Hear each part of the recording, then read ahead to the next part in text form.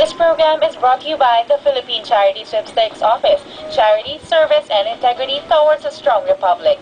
Kiseso handog ng Pilipino sa kapwa Pilipino. Rosie-Ann Art Gallery, be proud owners of original paintings by renowned artists. Rosie-Ann Framings, wholesaler and retailer of imported moldings from Korea, China, Taiwan, and Italy.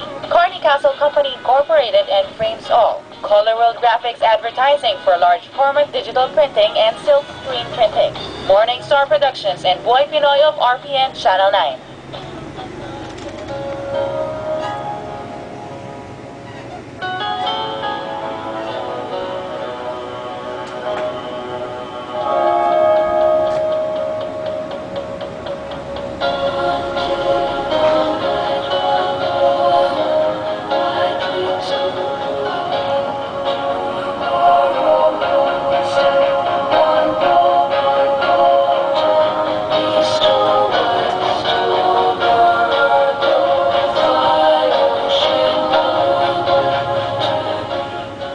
Rosie-Ann Art Gallery, found at the second floor of Green Hills Shopping Center, San Juan, Metro Manila, was inaugurated December 8, 2004. It was such a very memorable day for Mrs. Telma Lim. Salamat talaga ako sa Panginoon kasi hindi ko talaga kilain na makapunta ako dito sa lugar na to.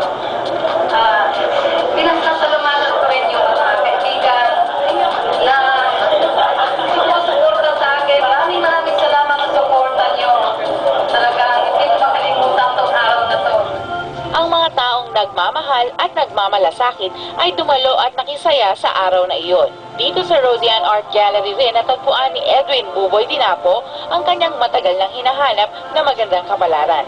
Many Filipino artists have found Rosie-Ann Art Gallery as their new home. Friendship and camaraderie became the binding force to all these renowned Filipino artists.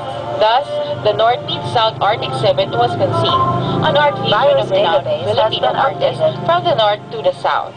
The very first group art exhibit of Rosie-Ann Art Gallery in cooperation with Morning Star Productions presents Loreto Racuya, Freddy Godot Zapata, and Elmer Oliva, who all hail from the North. William Yu, Herojon Lovino, and Rosie-Ann's in-house artist Buboy Dinapo, who all came from the South. North meets South, a 4-day art exhibit at the Manila Hotel Gallery, 1 Rizal Park, Manila. May 5, 2005, Thursday will never be the same again. It was a dream come true. It signaled good luck to husband and wife team of William and Telma Lim, the owners of Rosie-Ann Art Gallery, the benefactors of 6 Filipino artists whom they have gathered together to display their ingenuity and love of art. Sa pamamagitan nito ay naipakita ng mag-asawang William at Telma ang kanilang suporta at paghanga sa galing, husay at talento ng malikhaing sining ng ating mga Filipino artists. The first day was very successful and was attended by honored guests who found their way out of their busy schedules to grace the Rosie-Ann Art Exhibit grand opening. And among the many honored guests who have shown their commitment to the Filipino arts is the Honorable Congresswoman Annie Rosa Susano of the 2nd District of Quezon City. Ako ay bumabati sa ating mga magagaling na mga artists. Actually, yours truly is a graduate of Fine Arts, University of Santo Tomas. Ayun, kasali pa kami noon sa social competition. Alam niyo ang ating tradisyon, yung arts, ayan ang ating gusto. Kaya sa akin, sana hindi lang dito natin maiwating ating expression of appreciation ng history ng Philippines, kundi sana sa lahat ng lugar sa Pilipinas. Yan ang ating hinihintay. Sana kami ay susuporta sa inyo sa taray. Salamat po. Alam mo, itong pagkakataong ito na kung saan nagbukas ang North Meets South ay magpapatunay lamang na tayo mga Pilipino sa bagong milenyo ay nagbibigay halaga at papuri sa mga kultura at din sa sining. Lalong-lalo na nakita natin ang iba't ibang nilikha ng ating mga would be considered to be national artists natin. Lalo talaga sinishowcase dito ang kagalingan at kahusayan ng Filipino artists. Congratulations sa ating mga artists today sa opening ng ating exhibit. Pati sa Rosie-Ann Gallery, congratulations po Ma'am Telma Lim.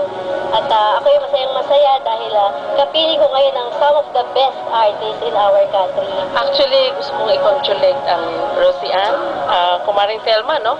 And all the great artists. By that, we can create more possibilities for the the Filipino community. Congratulations, Rosie and Arts in the Gallery for the art exhibit today. I hope it will help all the other artists, especially Filipino artists. Hindi ko lang sa mga kababayan natin, supportahan natin ang ating kultura, pagkat ang ating kultura isa sa pinakamaganda sa lahat. Sa ating pong mga Filipino artists, tuloy-tuloy po natin to. Huwag po tayong mawawala ng pag-asa at siguro hindi po magtatagal, makikilala na rin po tayo sa mundo. Maraming salamat sa pag-imbita sa akin dito sa Rosie Ann Art Gallery. And dito sa ating mga pintor na 6 yata ito, no? So, magagaling na pintor natin. Ang gaganda ng kanilang paintings. Support natin ang Filipino artists natin. Binabati ko ang 6 na artist na Pinoy. Congratulations. Naway pagpatuloy ninyo ang inyong magandang pagpipinta sapagkat sa pamamagitan nyo ay ating naipagpapatuloy ang bahagi ng kultura ng ating pagka-Pilipino. Government officials, businessmen, media people, and other visual artists from different parts of the country came to the event.